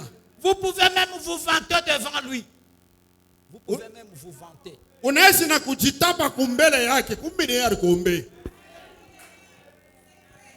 Alléluia. Amina. Pour obtenir cela, Twa kupata ile, d'être toujours exaucé, kukupaliwa kila mara, il a investi. na yeko na kila litumikisha. Ce n'est pas pour rien. Haina bure. Alléluia. Amen. Il y a toujours quelque chose qui va avec. Kuko paka cha kufanya Et l'investissement, na kutumikisha. ce n'est pas facile. Haiko yepesi hapana. Ce n'est pas facile. Haiko yepesi Même dans la chair, hata mkimwili. pour travailler, Twa kutumika huku ce n'est pas facile. ni magumu. Je disais à Kipushi, Nilikuwa nasema kukipushi, quand nous étions encore des jeunes gens, pale tulikuwa tungaliki vijana. il y avait un groupe de théâtre. Kulikuwa kundi ya bakufanya mateatra. Il disait ça comme en blaguant, mais ils aimaient chanter. Balipendaka kuimba Il dit, avant de bien travailler, na kusema kabla kutumika vizuri il faut manger. inabidi mbele ukudeko. Mais ils disent, Lakini banasema mais avant de bien manger, sasa mbele ya kula kwenye kwa kuzuri il faut travailler. inafaa utumike. Alléluia. Amen. Tu arrives chez quelqu'un, Unafika chez kwa quelqu'un, muntu tu trouves 5, 10 plats. unakuta mansani 5 kumeza. Cuisse poulet, Kuispule, frites peut-être. frites, Non, cuisse poulet, manakalanga. kuispule ya kukalanga, Vous avez des tilapia, je ne sais pas comment on a fait. tilapia hapa kama warisha kuifanya namna gani sijue. Vous avez des boulettes de viande ici. Unakuwa na mabulu pale ya nyama. Vous avez ceci, vous avez cela. Unakuta kule bingine kama ni Thompson na kuchoma. Ce n'est pas tombé au hasard. Bila unakuta pameza bikuanguke hivi pameza hapana. Il a travaillé. Alitumika. Peut-être même sa famille ne connaît pas ce qu'il endure. Mara nyingine hata jamaa yake haijue ni kazi kanya alivumilia njoo bila bintu kuonekana. Les travailleurs connaissent. Bafanya kazi banajua. Parfois, il a un chef qui le méprise, qui l'insulte même, mais il endure. Mara nyingine mkazi mule konenda shefu yake, yako na mutusi, anamudharau, anamupenga lakini anavumilia. Il dit si je laisse ça mes enfants. Nikiache hivi njoo hii matusi batoto wangu batakufa na njala. Il endure. Anavumilia. Alléluia. Amen. Il investit sa patience. Anatumikisha uvumilivu wake. Il investit sa tempérance. Anatumikisha uzuizo yake. Alléluia. Amen. Pour qu'il puisse obtenir cela. Njoo pata ile chakula unapata pale. Mes frères, Ndugu zangu, investissez. tumikisha. Investissons. Tutumikishe. Il n'y a rien que nous puissions avoir sans investir. Hakuna kitu tunaweza kupata kwa bure hivi bila kutumikisha kingine. Le prophète dit, Nabii anasema même les saluts, hata wokovu, c'est haleluya, un sacrifice complet. ni sadaka kujitoa kwenye kueneana. Quelque chose que vous devez faire chaque jour Kuna kitu kile unapaswa kufanya kila siku qui fait mal. na kiko unafanya mubaya biko nauma. Alléluia. Amen. Il faut savoir investir. Inabidi kujua kutumikisha. Quoi investir? Tatumikisha nini? Ça dépend de ton objectif. Ina kufuatana na kile kunafukuzia. N'investissez pas n'importe quoi. Hapana kutumikisha izuru kitu gani? Ce n'est pas tout investissement qui conduit Aina kutumikisha kote kunaongoza vers l'objectif que vous poursuivez. kukifukizio kinyoko nakyo. Le prophète dit, Nabii anasema vous ne pouvez pas aller au nord pendant que vous allez au sud. aweza kutumainia kusema kunenda kukaskazini wakati kunenda ni kusini. Tu peux bien dire que je vais au nord, mais si tu vas au sud, c'est au sud que tu vas. Kama unasema hapa mniona niko nenda kaskazini, lakini kama unaenda ni kusini, mkweli ni kusini kunakoenda. Et regardez choses étranges. Na tazameni mambo ya kushangaisha. Ce jeune homme Huyu kijana mwanaume grandit dans une famille qui croyait en Jéhovah. mwenye kukomea mjama iliamini Yehova, Il observait les commandements de Jéhovah prescrits par Moïse. alikuwa anatumikisha amri ile Yehova aliambia Musa. Alléluia. Amen. Mais néanmoins, Lakini hata vile il se rend compte qu'il n'a pas la vie éternelle. anajivumbula ya kusema japo kutumikisha amri ndani yake hamuna uzima wa milele. Il avait l'argent. Alikuwa na fedha, Il pouvait dire Jéhovah m'a béni, ça suffit. aliweza kusema Yehova ananibariki binenele hapa. Le prophète dit Nabii anasema les bénédictions matérielles, mabaraka ya mali, les richesses mali ne sont pas ainsi de l'approbation de Dieu. haina alama ya kukubaliwa na Mungu, hapana. Dieu peut te donner la richesse, mais tu n'as pas la vie éternelle. Mungu anaweza kupatia mali lakini hauna uzima wa milele. Je veux dire ceci. Napenda kusema hivi, Tu peux avoir les richesses, unaweza kuwa na mali mais tu n'as pas atteint le but pour lequel Dieu t'a appelé dans cette église. lakini shaba inye Mungu alikuitia hii wakati auifikie kwa hapana. Et aujourd'hui, Na leo j'aimerais les lire. napenda nisome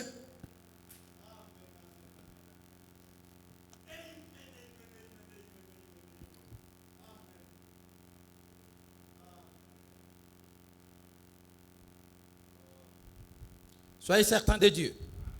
Mhakikisho na Mungu. Commençons au verset 22. Tuanzie Paragraph. aya 22.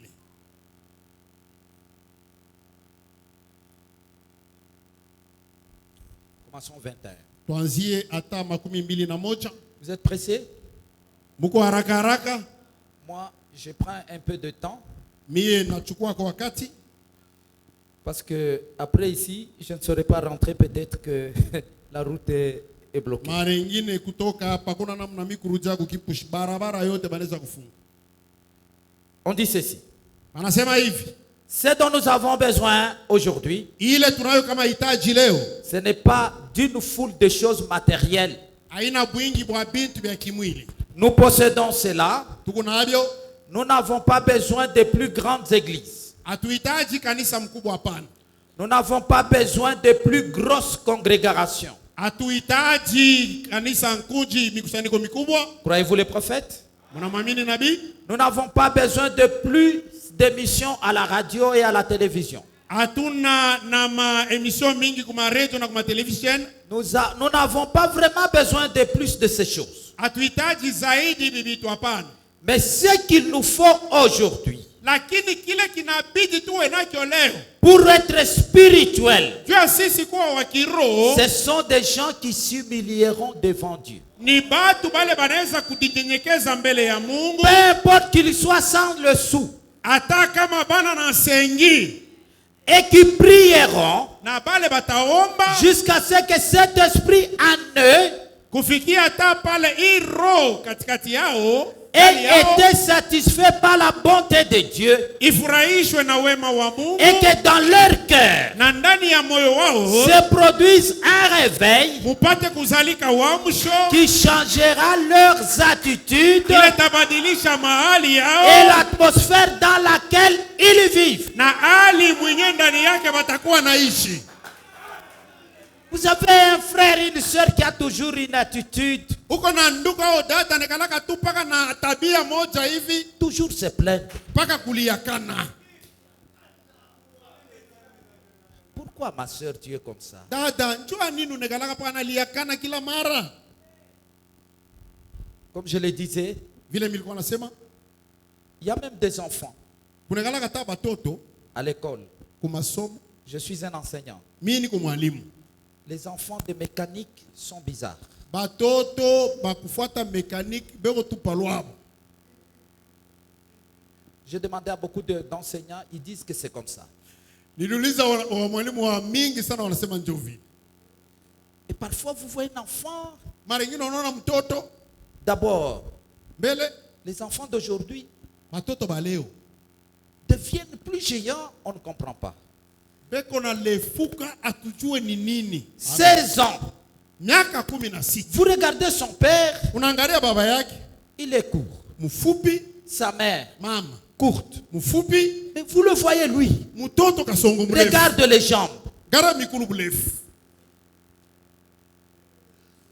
Mais il se tient là dérangé. Unabaona pale beko na uji, Vous l'appelez.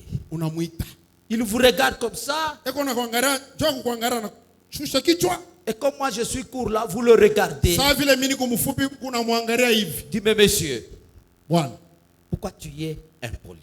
jua nini unakosa heshima? Dis-moi un peu. Unioneshe kumbele. Pourquoi tu es impoli? Jua nini kuwa impoli? Et là, il commence à vous regarder. Unaona anaanza kuangalia.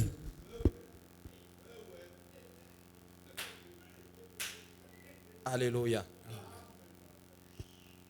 Ma soeur, Dada, mon frère, ndugu yangu, pourquoi tu te plains toujours? kuliakana kila mara ni kwa nini? Ce que Dieu a trouvé bon de te donner, c'est cela. Sois tranquille. Kile Mungu anakupatia njoo kila anaona kizuri cha kukupatia. Tulizana Si chez toi, kama kwako la famille vit avec 1 kilo de Thompson, jamaa inakalaka naishi na 1 kilo ya Thompson, et que chez un frère, son chien, on lui achète 2 kilos de Thompson par jour. na kwa ndugu mwingine imbwa wake yeye njoo yeye kula inafai 2 kilo ya Thompson. Ne te fais pas de problème. Ishikwe mambo kwako we. C'est ce que Dieu t'a donné. Réjouis-toi. Njoo kile Mungu anakupatia wewe, furahi. Haleluya. Parce que c'est vrai. Kwa sababu ni kweli. Il y a des frères qui mangent moins que les chiens d'un frère. Kuko bandugu bengine chakula yake iko chini sana ya chakula ya imbwa ya ndugu mwingine. Parce qu'imaginez 1 kilo toute la famille. Fikiri mbele, kilo moja njoo ya jamaa mzima. Parfois même le père, c'est un morceau. Mara nyingine baba banamupa kile kia kichwa. Alléluia. Amen. Mais le frère, lui, il prend tout 1 kilo, il donne à son chien. Lakini yeye ndugu anabeba kilo yote mzima. Ile mwe bantu mnaweza kula, yeye anapatia imbwa. Bon, évidemment, parfois ça ne le gêne pas. Lakini mara nyingine haimuzuru yeye. Alléluia. Amen. Peut-être que ça le gênerait si c'était Mara nyingine tamuzuru kama ilikuwa son grand frère. kaka yake. Amen. Amen. Mais je sais, Lakini anajua. le prophète dit, Nabii anasema ton frère, ndugu yako, ta soeur dada yako, en Christ, Mkristo c'est une partie de toi. ni kipande yako wewe. Si ça te réjouit, Kama inakufurahisha ou même tu méprises même, au kuna zarau, il y a quelque chose qui ne va pas. kuko kitu kuna kiendeke na wewe. Amen. Amen. Il dit, le prophète dit, Nabii anasema il faut que quelque chose se produise inabidi kitu kumwe kizalikwe ndani qui changera leurs attitudes et l'atmosphère dans laquelle ils vivent. kile kitabadilisha tabia yabo na hali mwenye ndani yake beko naishi. Peut-être n'aurez-vous pas même une paire de chaussures aux pieds. Mara ingine aspata kuya hata na viatu kumiguu. Peut-être serez-vous vêtus des haillons. Mara ingine batavuala tu ni bilaka. Mais là dans votre cœur, Lakini ndani ya moyo quelque chose chantera les mélodies de Dieu. kutakuwa kitu mwaki unaimba nyimbo za Mungu. Je préférerais avoir cela que tout l'or du monde. Mimi napenda kuwa na kitu kana namna ile kuliko hata adhabu ya dunia On ne nzima. peut donc pas affirmer que les choses naturelles soient toujours le signe de la bénédiction de Dieu. Hatuweza kuhakikisha sema mali ya kimwili ya kidunia hii inapaswa kuwa paka alama ya baraka ya Mungu. David en parla au Seigneur lui disant avoir vu le méchant Daudi mkumwambia Bwana alisema aliona muovu s'étendre comme un gros arbre verdoyant. eko na panuka na kwenda juu saa muti mzuri sana. Mais Dieu lui demanda, as-tu déjà considéré sa fin? Lakini Mungu anamuuliza Daudi, unesha kona mwisho wa mtu mwenyewe ule? Peu importe que nous portions de bons vêtements Hata kama tunavala mavazi mema et que nous ayons beaucoup à manger, na tunakuwa na chakula mengi, ce ne sont pas ces choses qui vont dans la présence de Dieu. aina bile tuko na hivyo ndio kunenda muwepo wa Mungu hapa. Ces corps qui nous abritent se détériorent, peu importe comment il est traité. Hii mwili iko na tukinga, iko na ribika hata kama tunaichunga namna gani. Mais cette âme à l'intérieur de l'homme, Lakini nafsi yenye kuwa ndani ya Mungu, cet état d'esprit, hii hali ya roho, voilà ce qui s'introduit dans la présence du Dieu vivant. jo kitu kile kikunaenda muwepo wa Mungu mzima. Le prophète dit, Nabii anasema, suivez-moi, 27. munifate 27. Nos réunions de prière sont si faibles. Mikusanyiko yetu ya maombi iko chini sana. À peu près 1 minute de prière et hop, au lit. Ni unaomba tu dakika moja unesha kulitupa mkitanda. Merci Seigneur Asante Bwana de nous avoir gardés durant toute la jua journée. kutuchunga mchana mzima. Merci pour la nourriture. Asante jua chakula. Bénis ma famille. Bariki jamaa yangu. Et hop, au lit. Pakitanda. Ceux qui ont déjà été en Angola, Bale baneshaka kwenda kwa Angola. il y a le pasteur Kamalandwa. Kuko pastori Kamalandwa C'était l'interprète. alikuwa mtafsiri Quand on était jeunes, wakati tulikuwa vijana. un jour, il nous racontait. Siku moja Il allait à Brazza acheter les médicaments, il est rentré. anaanza kwenda Mkongo Brazza nauza madawa narudia. Il rentre, il quitte chez lui vers 5 heures. Anatoka kwake mu 5 heures. Il va au Congo, il achète les produits. Anaenda Mkongo anauza madawa. Il rentre vers 17 heures. Anarudia mu 17 heures. Dans les pharmacies en train de déposer et Mu récolter. mafarmasi eko nenda na kupeleka. Il rentre chez lui Anarudia kwake vers minuit. minuit. Et quand il commence à prier, Na wakati anaanza kuomba il prie anaomba avec sa femme. na mke wake, Et puis il se rend compte qu'il dormait déjà. kisha anavumbula alikuwa anisha kulala. Et il s'écrie. Analalamika. Espérance. Espérance. La blasphémité. Mui maombi mimi namkufuru Mungu. Parce qu'il ne savait plus quoi il disait. Kwa sababu akujue kinyeko naomba ni kitu gani. Très occupé. Mwenye kusumbushwa sana na makazi. Alléluia. Amina. Hop, au lit. Hop, pakitanda. Nous constatons que c'est ainsi. Tunaona kwamba njoo hivi Et ça, na ile.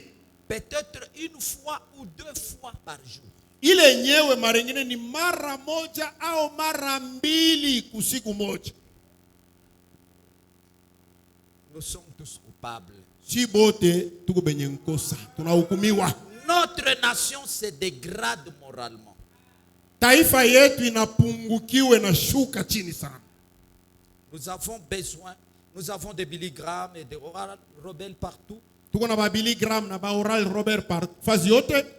Mais tant qu'une foi, qu'une soif ne s'installera pas dans le cœur de l'Amérique, Lakini wakati wote ile kiwa itekala ndani ya moyo wa Amerika, pour la ramener à nouveau à Dieu, à un Dieu vivant, jua kurudisha Amerika mbele ya Mungu mzima, à une expérience vivante, kwa onjo yenye kwa à wai, une foi immortelle dans le Dieu vivant, kwa imani isiyokufa ndani ya Mungu mzima, nous nous faisons pour ainsi dire que nous démener en vain.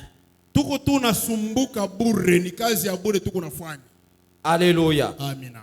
Le prophète dit Nabii anasema qu'il avait remarqué que même les gens spirituels, alionaka kwamba hata bantu ba kiroho ils parlent plus de choses matérielles beko nasemea sana bintu vya kimwili plutôt que de choses de Dieu. kuliko kusemea bintu vya Mungu.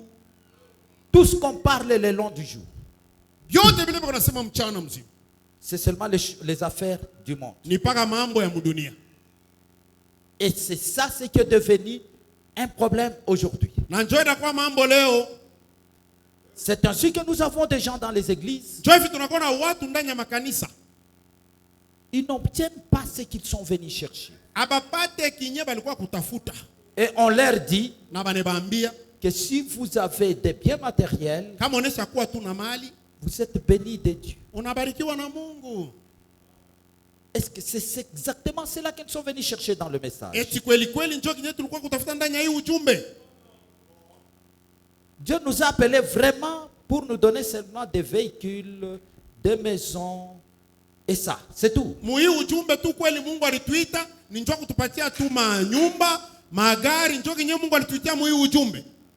De vestes, Mankoti, de super wax, ma super wax, de robes qui coûtent $500. mankanjo ya ma $500. Alléluia. Et parfois on trouve aujourd'hui Na mara nyingine tuko naona leo des sœurs avec des habits très collants. badada na tula matapa maungu. Et finalement, Na mwisho wa biote les sœurs rétorquent. Les sœurs rétorquent. Banarudisha. dada banarudishwa Disent aussi. na bobe kona anakurudisha na anakuambia. Vous ne parlez que de nous, mais les frères qui portent des pantalons très collants là. Mweye vous mwana dites tusema rien. paka shiba dada. Afu bandugu bale beko na vala masuruali yenye kubanamata.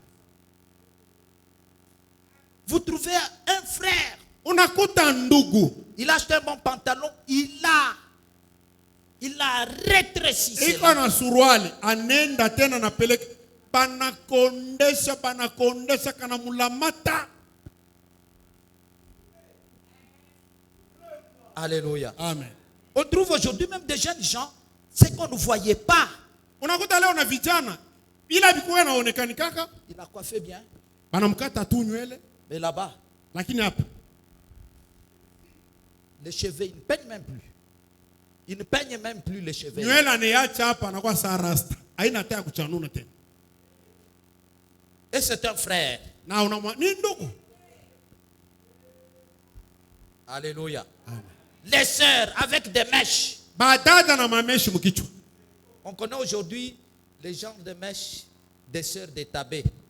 Leo kunakuwa na meshi ingine banaanza kuita mesh branamika. Alléluia. Tout ça c'est quoi? Yote le ni nini? Les gens, Batu. comme disait le prophète, Vile nabii alikuwa anasema. je pointe aux gens Christ. Batu niko na bashonte ya Kristo, Mais il y a un autre droit qui leur pointe. lakini kuna kidole kingine kiko na bashonte ya ngambo ingine. Quel est cet autre droit-là? Sasa ile kilole ingine ni kilole gani? Parce que le doigt du prophète Kwa sababu kilole ya nabii pointe Christ. iko na mshota ni Kristo. Alléluia. Amen. Et Christ, Na Kristo il dit jamais les gens à Christ. anasema niko napeleka bantu kwa Kristo, Par Christ. kwa Kristo, Par Christ. kupitia Kristo. Jamais les gens à Christ. Niko napeleka bantu kwa Kristo, Par Christ. kupitia Kristo. Alléluia. Qui est Christ? Kristo ni nani? La parole faite chair. Neno yenye kuvala mwili. Jamais les gens à la parole faite chair. Niko napeleka batu kuneno yenye kufanya mwili. Par la parole faite chair. Kupitia neno yenye kujifanya mwili. Alléluia. Amen. Mais nous aujourd'hui, Lakini sisi on leo mène les gens tuko napeleka batu vers la richesse. kumamali. On devient plus riche. Tunakuwa na mali zaidi. Comme je vous ai dit l'autre fois là. Vile nilimionyesha mara Un iliyopita. pasteur, Pastori dans le message, ndani ya hii ujumbe il dit de petits pasteurs là. anasema wale pastori badogo wale avec une église comme une petite église comme une boîte de sardines. Naka kanisa bunene visan kopo ya sardine. Alléluia. Amen. Jésus s'est retraité d'un petit pasteur Yesu balipasha kumutaya sa pastori mdogo parce qu'il avait une petite église. kwa sababu kanisa ya Yesu kwa kidogo zaidi. Et puis, Kisha il y a eu division. paka mkeleka kanisa kadogo bantu manachikabulana. Alléluia. Amen. Mes frères, Ndugu yangu, dans l'église de Jésus, ndani ya kanisa ya Yesu division. magawanyo. Et puis, Kisha Jésus ne suppliait pas les gens. Yesu ashikwe na bembeleshaka bantu. Il dit, vous aussi ne voulez-vous pas vous. Anasema na mwe ya mwezi kwenda. Il connaissait ce qu'il avait. Alijuaka kila alikuwa nake. Le prophète dit, Na yeye anasema, c'est ce que nous allons voir, jo ile tutaona, c'est lui qui détenait les clés de la vie éternelle. ni yeye alikuwa mwenye kuchunga mfungulo ya uzima wa milele. Qu'est-ce que ça veut dire? Maana yake ni kusema nini?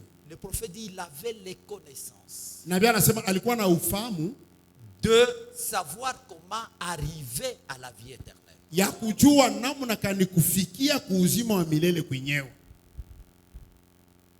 Amen.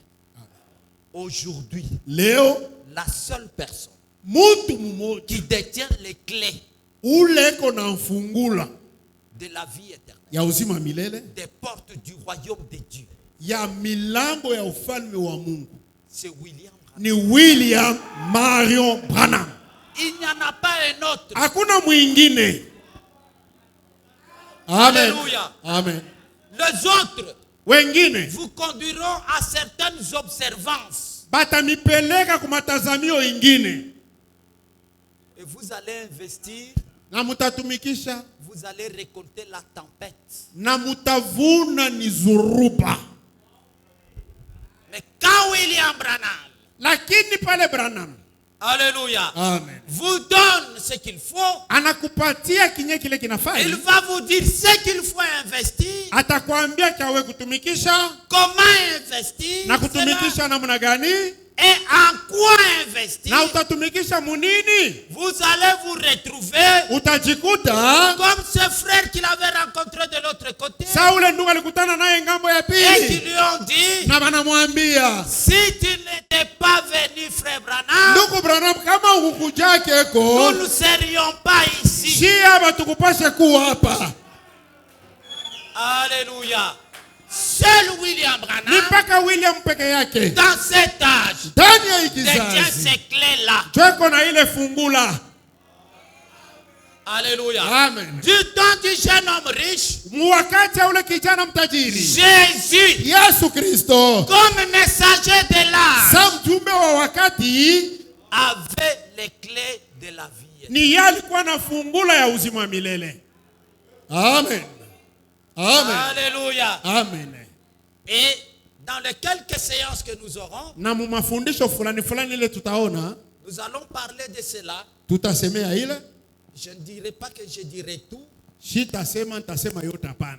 Le peu que Dieu mettra sur mon cœur, nous partagerons cela. Kidogo ile Mungu atatia pa moyo wangu tutagawanyana na. Mais cela peut-être pourra vous ouvrir Mara nyingine naweza kukufungulia pour que vous puissiez vous-même vous lancer dans cette carrière hivi wewe mwenyewe upate kujitupa mwile kazi et vous allez voir na utaona la finalité. mwisho ya mambo. Amen. Amen. Que Dieu vous bénisse. Mungu anibariki.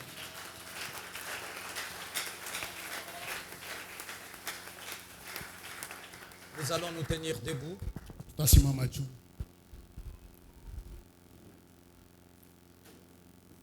Je pense que chacun de nous a entendu la parole. Nadhani kila mmoja wetu anasikiliza neno.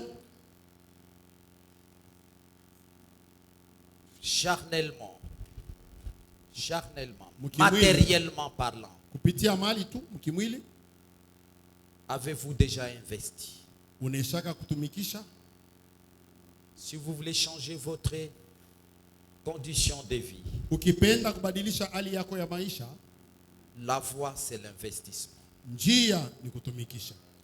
Regardez qu'est-ce que vous avez. Tazama kile uko nacho ni nini, Sonde-toi toi-même. udichunguze peke yako. Tu as en toi-même les capacités Ndani yako kuna mauwezo pour atteindre les conditions que vous voulez être. jua kufikia kukifugizio kile unapenda kufika.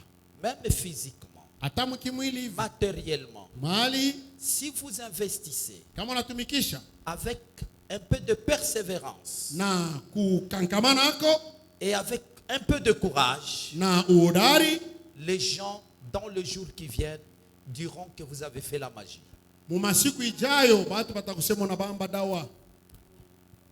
Mais c'est tout simplement le secret de l'investissement. Lakini tu ni siri ya kutumikisha. Et spirituellement, Na mkiro demandez à Dieu umombe Mungu qu'il vous révèle le vrai objectif akufunulie kifukizio kya vya kweli pour lequel vous êtes ici. kinyewe kile unafuata hapa. Alléluia. Amen. Celui qui veut être médecin, Unapenda kwa munganga, il sait que pour atteindre cet objectif, je vais recevoir l'enseignement à l'université. anajua kusema njoo ami kwa munganga inabidi nikajifunze ku university. Mais ici, Lakini hapa ce n'est pas pour devenir médecin. haina njoo wewe kwa munganga hapana. Ce n'est pas pour devenir économiste. Haina njoo kwa economist hapa Ce hapana. n'est pas pour devenir ingénieur Haina njoo agronome. ya kwa engineer hapana.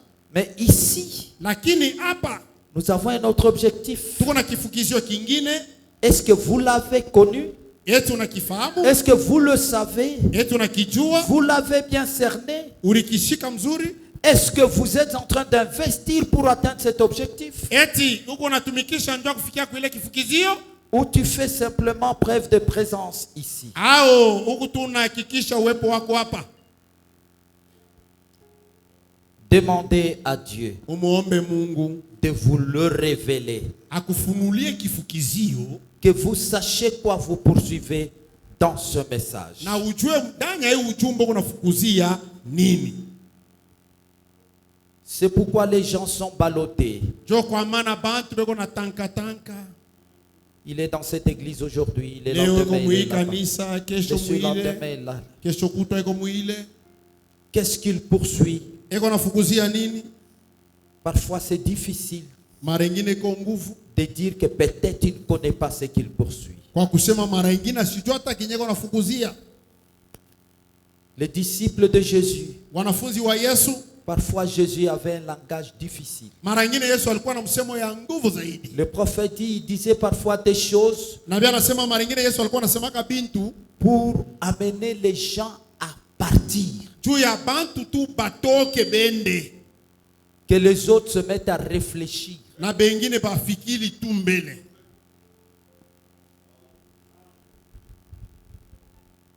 On va nous entonner un cantique. Mmoja wetu atamuomba Bwana. Tranquillise-vous et dis quelque chose au Seigneur. Utulizane na ukweko na kia kumwambia Mungu.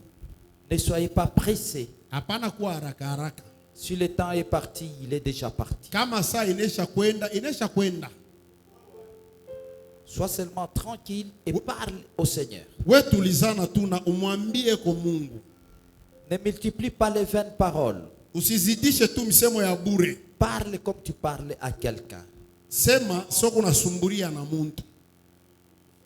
Il n'a pas besoin que tu cries très haut. Ashitafute paka unalalamika sauti ya yulu hapana. Il est plus proche de toi que ta main ne l'est de Yeye toi. Mungu yuko karibu sana na we kuliko hata mkono yako pa ile fasi iko na we.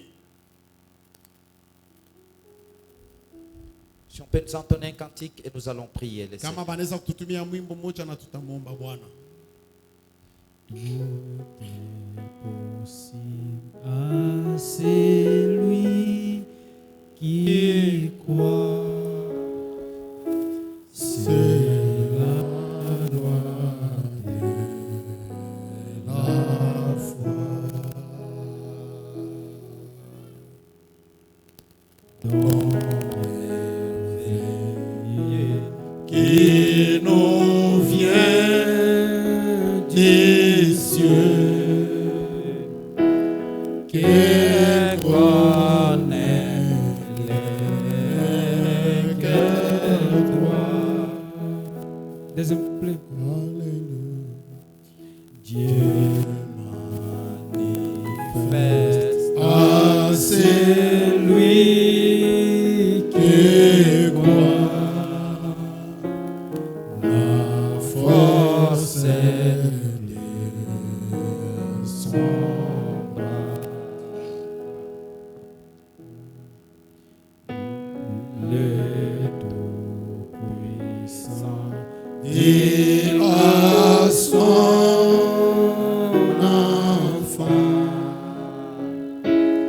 C'était quoi tu verras. Alléluia. Oh, quelle richesse, trésor, un cœur qui vit, c'est que Dieu dit Sa foi. sa foi vaut mieux que de l'or. Dieu l'honore et le bénit. Quand l'ennemi Quand l'ennemi fait trembler de peur, en face du danger. Crois au Seigneur qui a fermi le cœur, oui, la là, foi fait triompher. Avec nos têtes inclinées, Na vichwa yetu yenye kuinamishwa, levons nos mains, levons nos voix et prions le Seigneur. tunyanywe mikono yetu na tupaze masauti, tumwombe Bwana. Na utukufu ya Mungu na Mwokozi Bwana wetu Yesu Kristo tunaomba hivi. Amen. Que Dieu bénisse. Nous avons une invitation. Révérend pasteur, frères, sœurs, El Shaddai Tabernacle et son pasteur vous invitent à prendre part une journée de louange qui aura lieu ce dimanche 24 novembre à 14h. Au sein même de l'église située au numéro 3 et 5 de l'avenue Kaboul-Oranger dans la commune Katouba, référence maison communale Katouba 1. À cette occasion, plusieurs musiciens de l'église El Shaddai et ceux de l'église Sœur nous plongerons dans une louange digne de la grandeur de notre Dieu. Votre présence sera une grande bénédiction pour nous. Que Dieu bénisse. Usafi Kanisani, c'est le deuxième groupe, nos jeunes sœurs. Nous sommes arrivés à la fin. Allons tous dans la paix de notre Seigneur.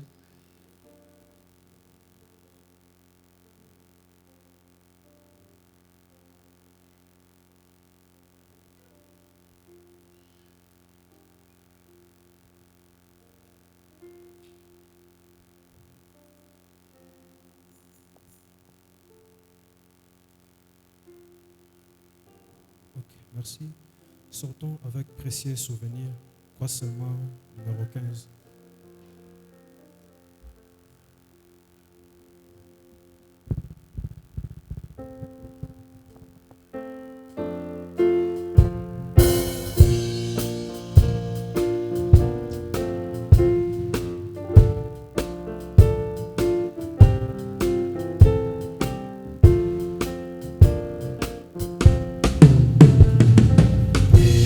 Précieux souvenir, ange invisible, sont envoyés vers mon âme. Oh, ils traînent toujours auprès de moi. Et le pensée sacré sous. Deuxième couplet. Oh, précieux Père, oh,